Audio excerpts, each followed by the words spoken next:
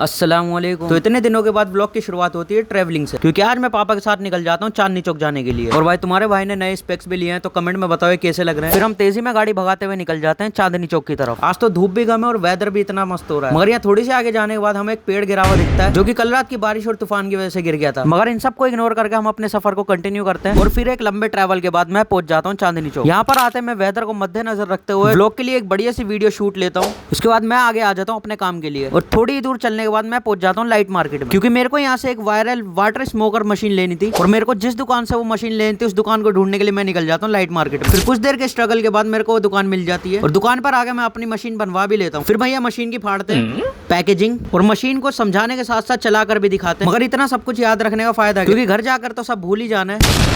फिर फाइनली भैया मशीन को पैक करके मुझे दे दे, जिसको लेकर मैं निकल जाता हूँ पापा की दुकान की तरफ। मगर दुकान पर आते के साथ ही मैं पहुंच जाता हूँ छत पर और मस्त हवा खाने के बाद मैं निकल जाता हूँ घर की तरफ। और इतने लंबे ट्रैवल के बाद मैं पहुंच जाता हूँ घर पे और घर आके मैं जल्दी से नहा धोकर फ्रेश होकर आराम से बैठ जाता हूँ। तो भाई यही था आज के व्लॉग में, मिलता है आपसे नेक्स्ट व्लॉग में। जब तक के लिए अल्लाह हाफिज।